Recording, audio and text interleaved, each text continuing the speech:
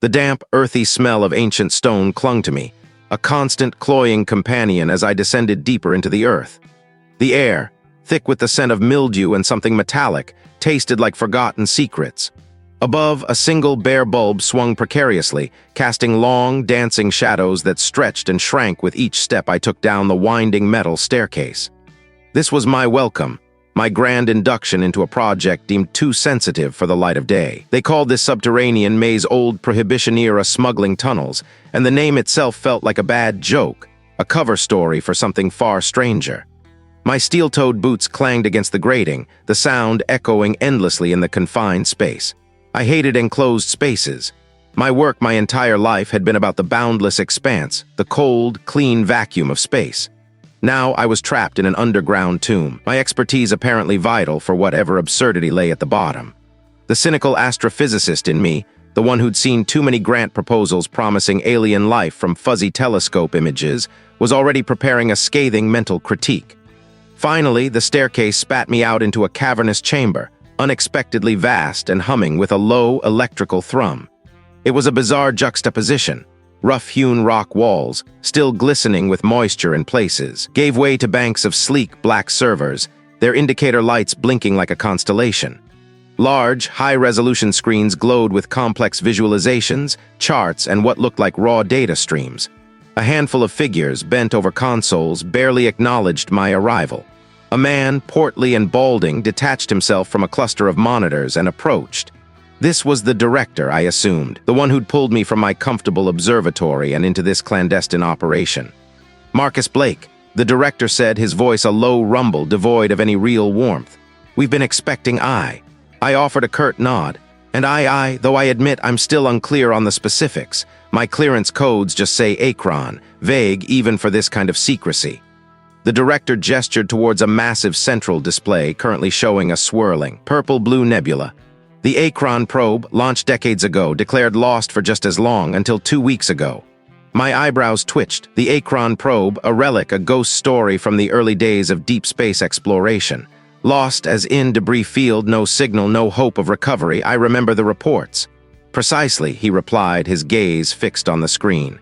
Which makes its sudden reactivation problematic, and the data it's transmitting even more so. He led me to a console manned by a young analyst whose fingers danced over a holographic interface. The analyst looked up, eyes wide and bloodshot, then quickly averted his gaze, focusing on his task. There was a faint tremor in his hands. Show him the raw feed alphanumeric conversion, the director instructed. The analyst tapped a few commands. The swirling nebula on the main screen dissolved, replaced by a flood of symbols.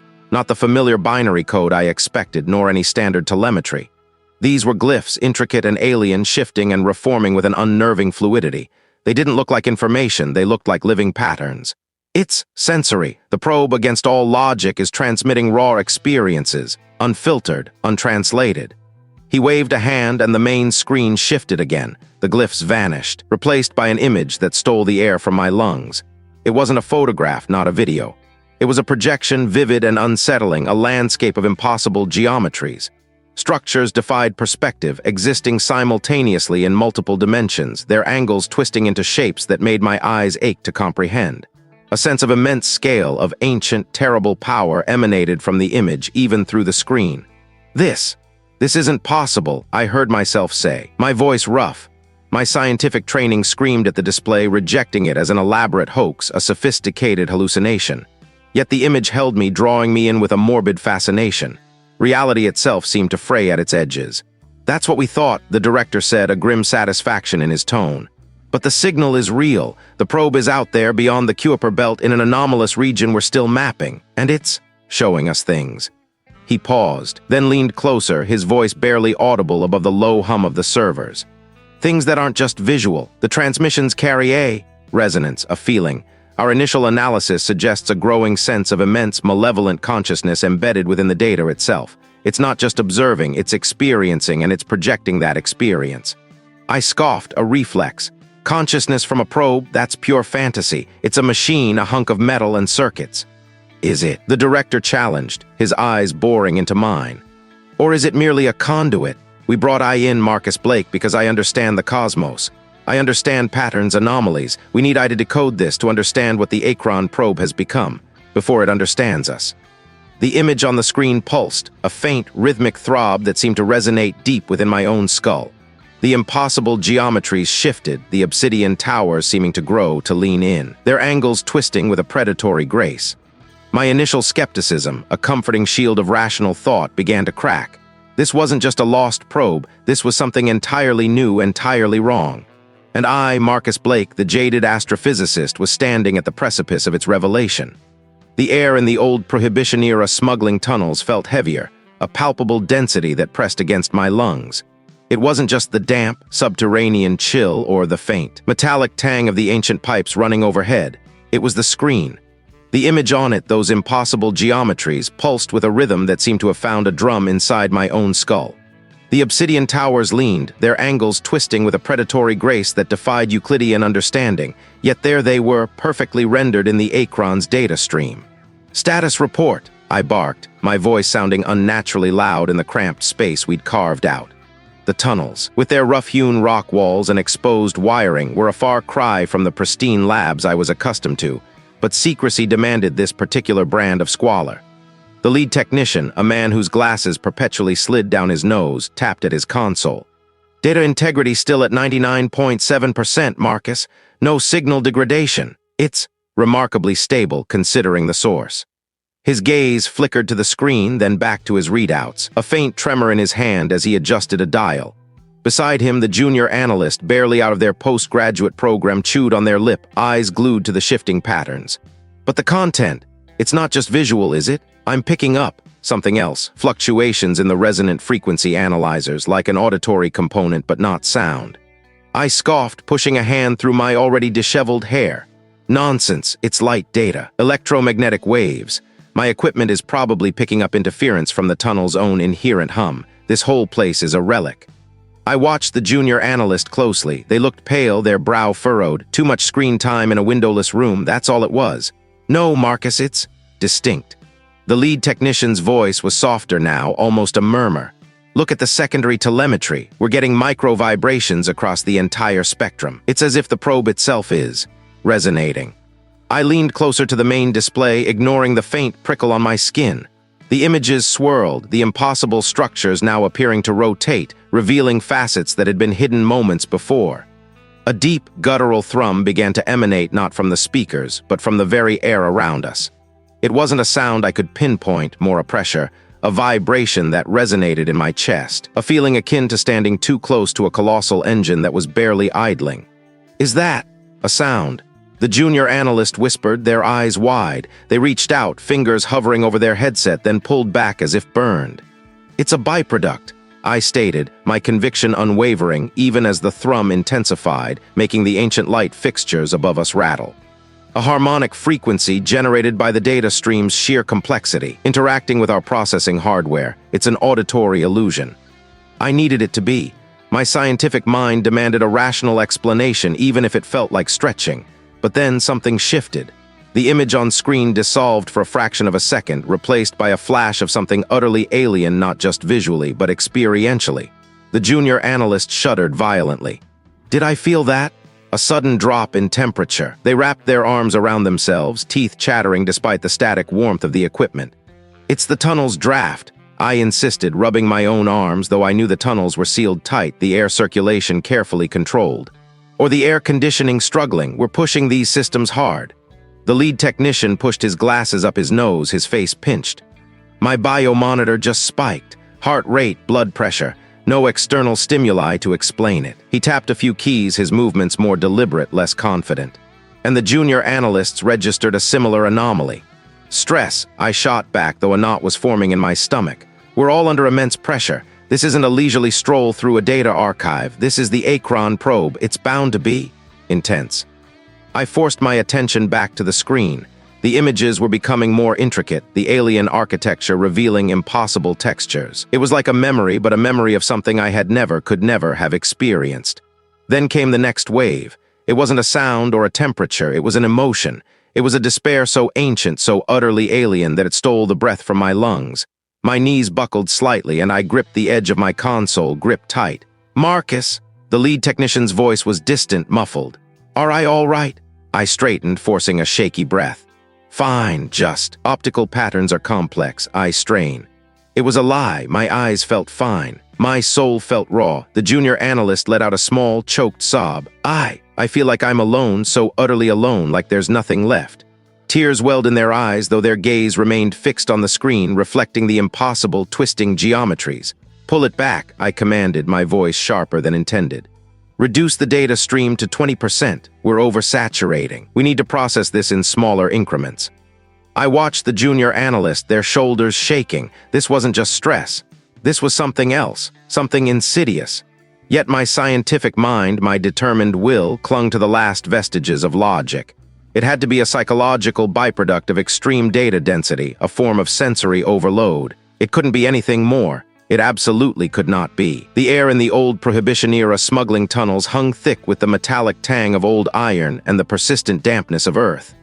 Fluorescent lights, strung haphazardly from sagging pipes, hummed an irritating, off-key drone that seemed to vibrate in my very bones. This was our sanctuary, or so the security detail insisted, a labyrinth of rough-hewn rock and forgotten history, buried deep enough to block out any stray signals, any prying eyes. It felt less like a haven and more like a tomb. I watched the junior analyst slumped over their workstation, their shoulders shaking. The senior scientist, a gaunt figure with perpetually tired eyes, placed a hand on their back, a gesture of awkward comfort. "They've been staring at the Acheron feed for 12 hours straight," the senior scientist murmured to me, their voice barely a whisper against the hum. "Packet 734 Alpha, the one with the fractals." Fractals, impossible geometries, patterns that defied Euclidean space yet somehow existed, burned onto our screens, then into our minds.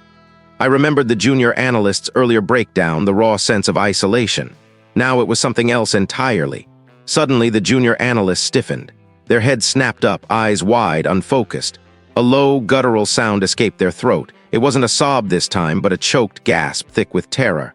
"No, get away, it's staring." The senior scientist recoiled, startled. I moved closer, my own heart beginning a slow, heavy thud against my ribs. "What are you seeing?" I asked, my voice betraying none of the sudden anxiety that gripped me. I tried to keep it even rational. "Describe it." The junior analyst didn't seem to hear me. Their gaze was fixed on something beyond the monitor, beyond the rough stone wall of the tunnel. Their hands clawed at the air as if pushing away an invisible presence. The eyes, they're everywhere, and the mouth. It's smiling. It knows what I'm thinking. A thin, wet line of drool escaped the corner of their mouth. "It's inside my head." This wasn't mere eye strain. This was a full-blown waking nightmare, a vivid hallucination.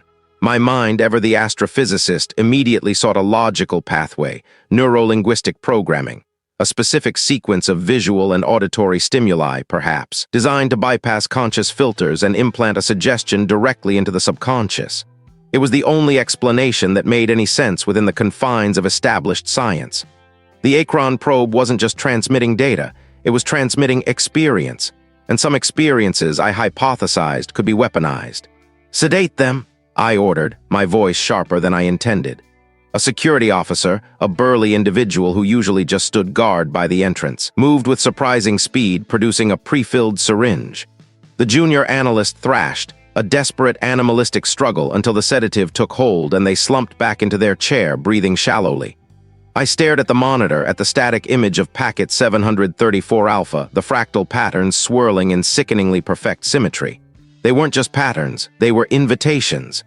Invitations to a perception that twisted the mind, turning the familiar into the monstrous. "Clear the area," I instructed, my gaze still fixed on the screen.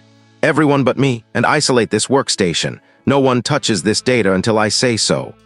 Once the tunnels were quiet again, save for the distant hum and the rhythmic drip of water from a hidden fissure, I sat down at the junior analyst station. My fingers hovered over the keyboard. I felt a prickle of unease, but my determination, my need to understand, was stronger. I had to dissect this, find the mechanism, the trigger. If it was NLP, I could reverse engineer it. I had to. I brought up the full data packet. The fractals bloomed across the screen, a dizzying array of impossible lines and curves, shifting, morphing, even in their static state. I leaned in, scrutinizing the minute details, searching for the hidden code, the subliminal trigger. Minutes bled into what felt like an hour. My eyes burned, but I refused to look away. I was searching for a pattern within the patterns, a signature. And then at the very edge of my peripheral vision, something flickered. I blinked, turning my head quickly. Nothing, just the rough-hewn stone scarred with age. I dismissed it. Eye fatigue, the poor lighting, the sheer mental strain. I focused again on the screen. The fractals seemed to pulse, to breathe. A low hum, distinct from the tunnel's constant drone, began to echo in my ears. It was a subtle vibration, a resonance that felt less like sound and more like a pressure building behind my eardrums. I pressed a hand to my ear, tilting my head. The hum persisted, a deep, unsettling thrum that seemed to originate from the very fabric of the air around me. It wasn't external, it was internal. My gaze snapped back to the screen. It was gone as quickly as it appeared, dissolving back into the innocuous patterns. My heart hammered now, a frantic drum against my ribs. This was no mere eye strain. This was no simple fatigue. The tunnels suddenly felt less like a secure bunker and more like a sealed coffin. The hum of the subterranean generators was a low thrum against my ribs, a constant companion in the old Prohibition-era smuggling tunnels. Water still dripped somewhere in the cavernous space, a lonely echo in the otherwise stifling quiet. I sat hunched over the junior analyst's keyboard, my fingers poised, a strange mix of apprehension and fierce curiosity coiling in my gut. The air was thick with the scent of damp earth and something metallic, a residual tang from the forgotten history of this place, or perhaps from the humming machinery that now filled it. I typed a command, a simple query to pull up the latest raw data packets from the Acheron Probe.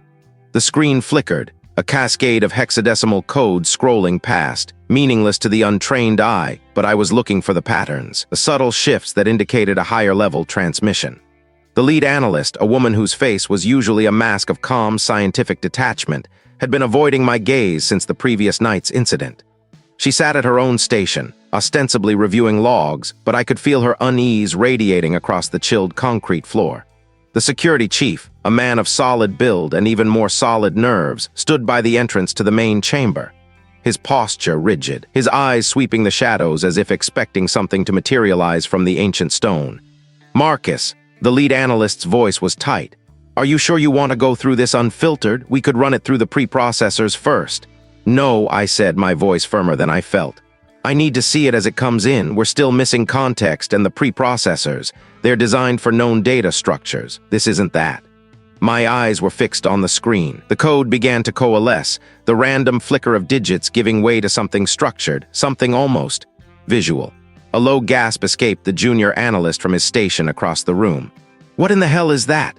he muttered, leaning forward, his face pale in the glow of his own monitor. On my screen, the raw data was resolving into images. Not crisp, clear images, but a swirling, kaleidoscopic mess of color and form, like staring into a broken kaleidoscope that was also trying to reconstruct itself. At first, it was just chaotic noise, a riot of hues that seemed to vibrate with an unsettling energy. Then, slowly, painfully impossible geometries began to assert themselves. I saw structures that defied known physics. They were vast, sprawling things, like cathedrals built from a liquid dream, but their angles bent inward on themselves, creating impossible corners and perspectives that shifted without any discernible movement from a viewpoint. A wall might suddenly become a floor, or a ceiling might fold into an archway, all without any sense of transition.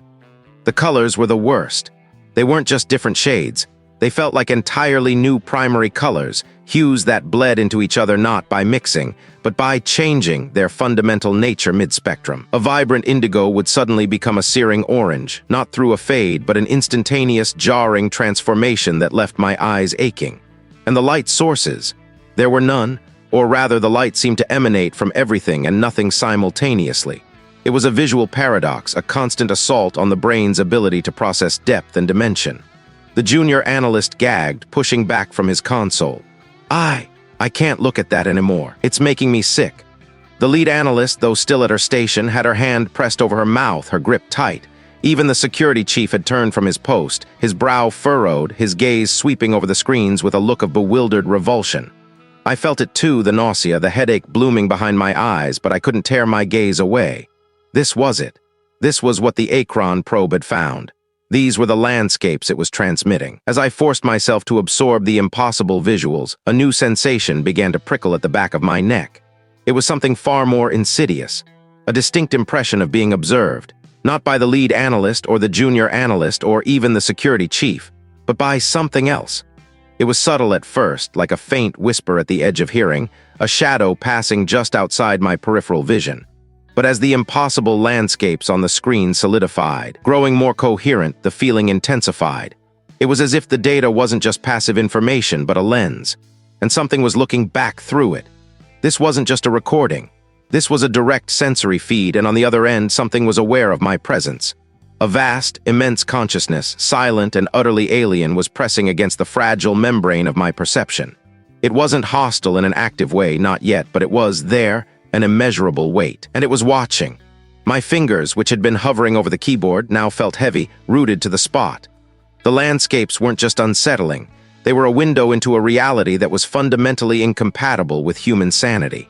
And through that window, something was beginning to acknowledge my gaze. The nausea from the previous night had solidified into a dull ache behind my eyes, a constant pressure that made every flicker of the monitors feel like a hammer blow. The lead analyst, usually a beacon of calm focus, now chewed on her bottom lip, her gaze darting between her screens and the empty air beside the security chief's station. Even the security chief, a man built like a granite slab, kept swiveling in his chair, his eyes narrowed, scanning the dimly lit control room as if expecting an intruder to materialize from the shadows. I felt it too, that prickle of unease, a sense of something unseen pressing in, just beyond the periphery of my vision. My scientific rigor, once an impenetrable shield, felt flimsy, riddled with hairline cracks. "Marcus," the lead analyst rasped, her voice thin, Did you just see that?" I blinked, forcing my vision to clear. "See what?" I asked, my own voice rough. The coffee I'd swallowed tasted like ash. She pointed a trembling finger at the main holographic projection, where the Acheron Probe's most recent transmission shimmered, a swirling nebula of impossible colors and non-Euclidean angles. The shift, it wasn't just on the display, it was here. She gestured vaguely at the air between us, her hand shaking. Like the light bent around it for a second, a flash of something sharp, dark. The security chief grunted, his hand instinctively going to the sidearm holstered at his hip. "You're seeing things, colleague. Been staring at those screens too long. We all have." His tone was dismissive, but his eyes, when they met mine, held a desperate plea for reassurance. I'd seen it too, fleetingly, in the polished curve of a console, a momentary warp in the light that had nothing to do with the projected data. The tension in the control room grew thick enough to choke on. A junior colleague, hunched over a secondary console, suddenly cried out, scrambling back from his station, knocking his chair over with a clatter that echoed through the confined space. His face was ashen, his eyes wide and unfocused. "It's moving," he gasped, pointing a quivering finger at the main projection. "The angles, they're forming faces. I swear to God I saw them. Twisted, screaming faces just for a second. They looked at me." The lead analyst let out a small whimper, pressing her hands over her mouth. The security chief was on his feet now, scanning the room, his weapon half-drawn. "What in the blazes is going on here?" he demanded, his voice tight with a fear I hadn't thought him capable of. "It's the data," I said, my voice rising, trying to cut through the rising panic. "It's affecting us. We need to filter it, increase the neural dampeners." But even as I spoke, my own mind felt like a sieve leaking rationality. Then the event happened. The junior colleague, still staring at the main projection, began to laugh. It wasn't a laugh of amusement, but a high-pitched, hysterical sound that scraped at my nerves. He started to babble, describing impossible, multi-limbed figures writhing within the data stream, not just on the screen, but reaching out, their forms twisting the very air. "They're here," he shrieked, pointing wildly at the ceiling. "Don't you see them? The angles are sharp, they'll cut us." A collective gasp went through the room. I looked up, following his gaze, and for a terrifying second I did see it. My stomach clenched. It wasn't just the data anymore, it was bleeding into our reality. I had to act. I grabbed the junior colleague by the shoulders, shaking him. "Snap out of it, it's not real, it's a projection." He recoiled, his eyes locking onto mine, but there was no recognition there. This wasn't just a mental breakdown, this was shared delirium. Later, after the junior colleague was sedated and taken from the control room, the atmosphere was suffocating. No one spoke, but the unspoken question hung heavy in the air. Were we next? I retreated to my private terminal, trying to find some scientific explanation, some anomaly in the probe's transmission that could explain this collective madness. I pulled up the raw, unfiltered data streams, the ones they usually kept heavily shielded. I started running a pattern recognition algorithm, searching for any recurring motifs in the noise, the interference, the static, the impossible geometries that defied every known law of physics. And then I saw it. The reveal. Not a mathematical formula, not a chemical equation, but something far more insidious. Within the seemingly random distortions, within the swirling chaos, I detected a faint, almost imperceptible pattern. It wasn't static. It was morphing. Slowly, subtly, the impossible geometries were beginning to mimic shapes familiar to us. Not just general shapes, but specific architectural elements of our own facility. The jagged lines of a ventilation shaft, the angled supports of a console, even the faint outline of the access hatch leading to the deeper levels of the facility, the ones carved out of the old Prohibition-era smuggling tunnels. It was reflecting us. Or worse, it was learning us. This wasn't just a signal from a lost probe. This was an entity observing, adapting. And the more we perceived it, the more it seemed to perceive us, twisting our shared environment into its own horrifying reflection. The thought burrowed into my mind, a parasitic worm. The probe wasn't just transmitting data, it was echoing our fears, amplifying our anxieties, and manifesting them in our waking reality. I looked up from my screen, scanning the control room. The lead analyst was meticulously cleaning her glasses, though they were already spotless. The security chief was staring intently at a blank wall, his jaw tight. We weren't just decoding a signal, we were being decoded. The air in the old Prohibition-era smuggling tunnels was a stagnant breath, thick with the scent of damp earth and forgotten history. My console hummed, a low, constant thrum against the oppressive silence. Days had bled into nights, marked only by the shifting luminescence of the screens and the growing ache behind my eyes. The morphing pattern I'd identified in the probe's transmissions had become an obsession, a fractal puzzle that twisted itself into the corners of my vision even when I looked away. A colleague, a quiet data analyst whose name I barely remembered, had vanished 2 days prior. No note, no trace. Security had simply shrugged, citing stress leave. But I knew better. I felt the tendrils of that stress coiling around my own thoughts, the probe's signal whispering at the edges of my sanity. I leaned closer to the primary monitor, my fingers hovering over the interface. The impossible geometries, once merely abstract distortions, now pulsed with a rhythm I felt deep in my bones. They weren't just patterns, they were structures, shifting and rebuilding themselves with an alien logic that defied every physical law I knew. My head began to throb, a dull ache blossoming into a sharp, insistent drumbeat that echoed the probe's cadence. Then it happened. The flickering light of the monitor seemed to intensify, not just on the screen, but around it, spilling into the cramped tunnel. The rough-hewn stone walls around me began to ripple, their solid forms blurring as if viewed through heat haze. The air grew heavy, thick with a scent I couldn't place, ozone and something ancient like dust from a dying star. My breath hitched. I squeezed my eyes shut, a desperate attempt to reset my vision to dispel the nascent hallucination. When I opened them again, the tunnels were gone. I was suspended. Not falling, not flying, but simply there. They defied description, obsidian spires that spiraled into non-Euclidean angles, vast, impossible arches that seemed to curve back on themselves, forming gates to nowhere. The light sources were not suns, but glowing fissures in reality itself, casting a sickly violet hue across a landscape that was simultaneously barren and teeming with an unseen, horrifying life. My body felt weightless, yet simultaneously crushed by an unseen pressure. My lungs burned, demanding air that wasn't there, or perhaps wasn't this air. Sound was a vibration, not through my ears, but through every cell of my being, a low, resonant thrum that was the true pulse of this alien realm. I was nothing, a mote of dust. Less than that. My existence was an irrelevant flicker in the face of this incomprehensible scale. The structures below, miles, light years across, seemed to breathe, expanding and contracting with agonizing slowness. And then I felt it. Not just saw, not just heard, but felt a presence. It was vast, ancient beyond human comprehension, an intelligence that had predated the very concept of time. It wasn't looking at me or even through me. It was the space I occupied, the air I couldn't breathe, the light that hurt my eyes. Fear, raw and primal, clawed at my throat. This wasn't a dream, this wasn't stress. This was real.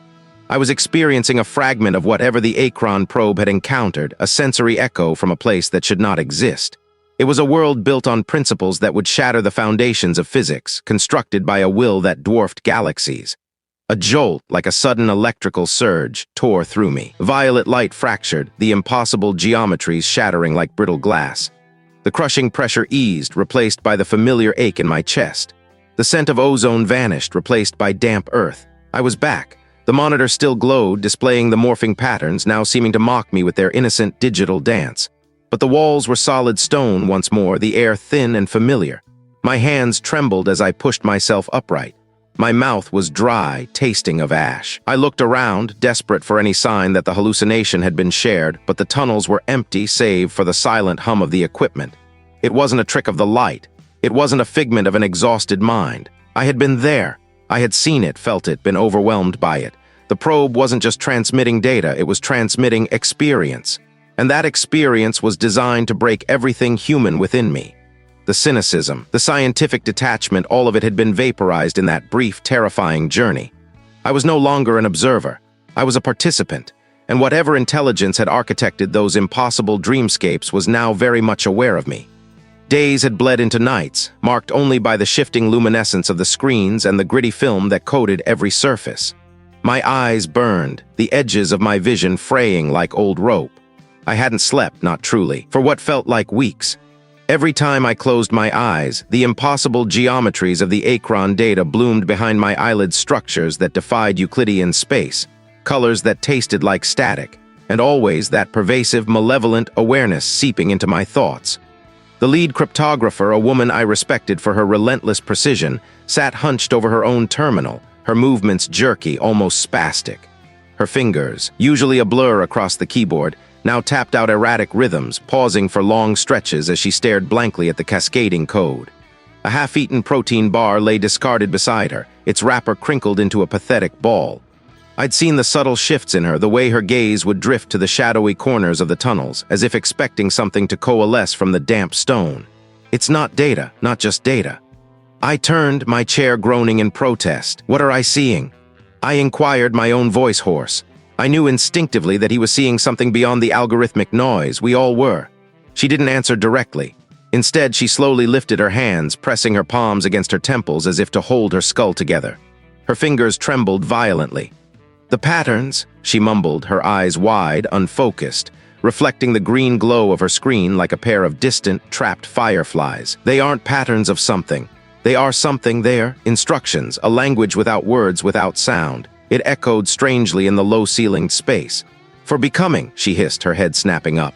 Her gaze finally met mine, and I recoiled, and to be known by it is to become it. Suddenly, she lurched forward, knocking her chair backward with a deafening clatter that ricocheted through the tunnels. My heart hammered against my ribs. She scrambled, not towards me, but towards a forgotten workbench piled with rusty tools and discarded wiring. Before I could react, her hand closed around a shard of corroded metal, a jagged piece of pipe that had once been part of the tunnel's crude infrastructure. "The truth," she shrieked, her voice tearing itself apart. "It's all geometry, all of us, just patterns waiting to be folded." She brought the sharp edge of the pipe to her arm, her movements swift and deliberate. I was across the room in a blur, my years of scientific detachment shattered by the immediate, visceral horror of the scene. I tackled her, slamming her against the rough stone wall. The pipe clattered to the floor, leaving a faint, metallic tang in the air.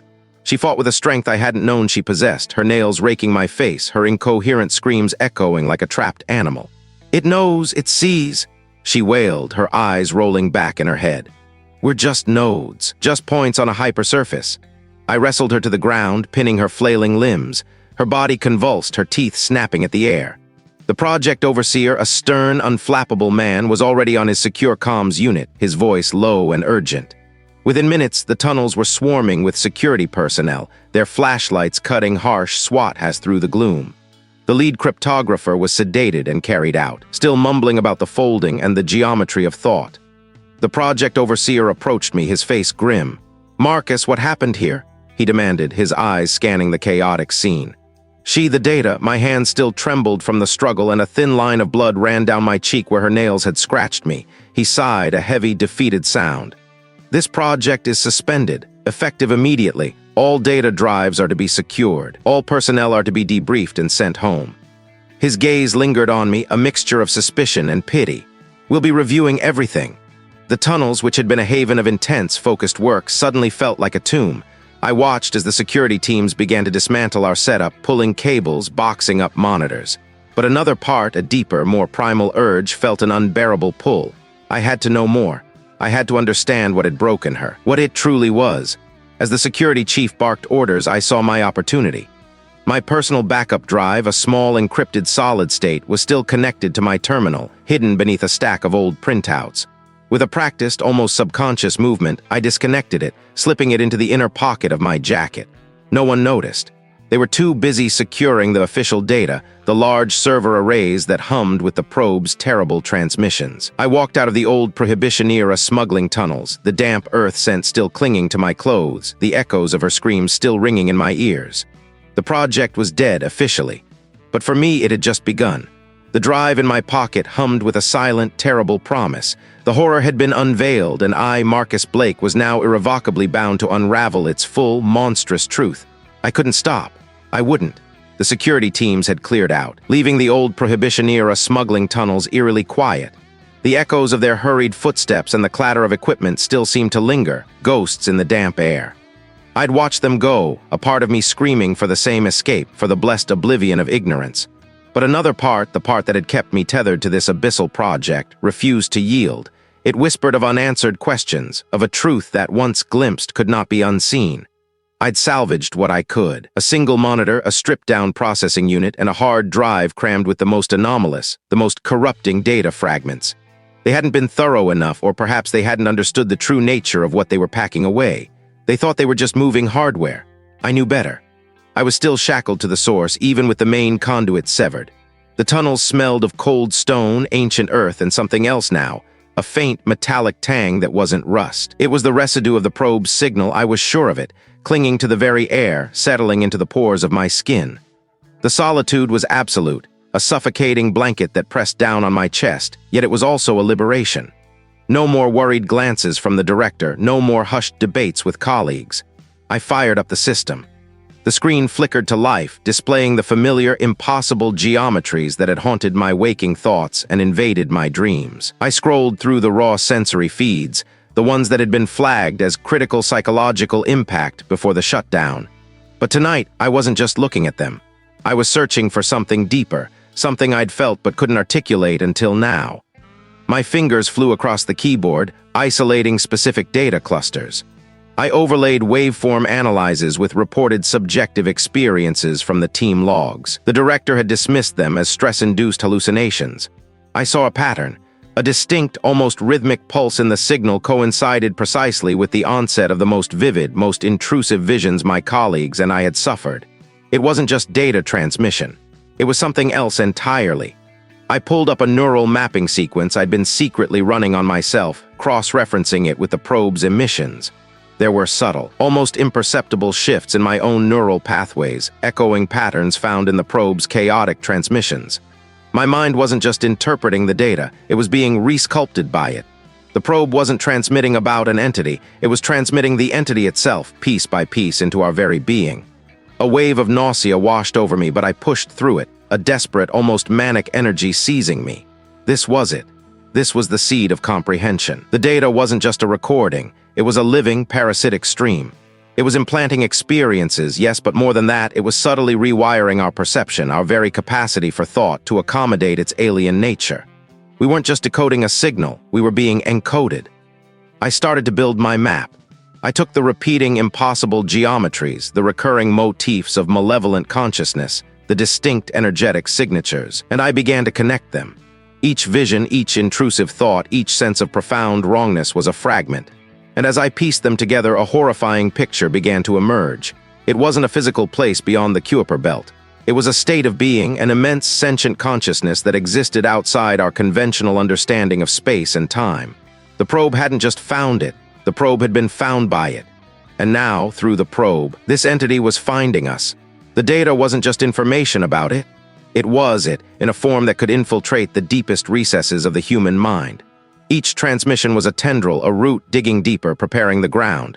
The screen shimmered, the impossible geometry seeming to pulse with a malevolent light that reflected in my wide, bloodshot eyes. The map was complete.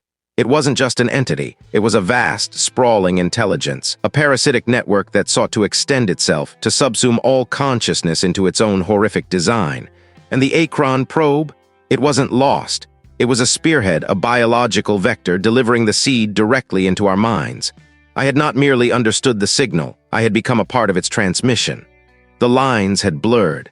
My own memories, my own thoughts were now intertwined with the entities, a horrifying tapestry woven with threads of my consciousness and its own alien design. The tunnels, once a place of secret work, now felt like the very inner workings of my skull, echoing with a presence that was no longer just outside, but deeply, irrevocably within. I was no longer just Marcus Blake, astrophysicist. I was a node, a conduit, and the universe as I knew it was already gone.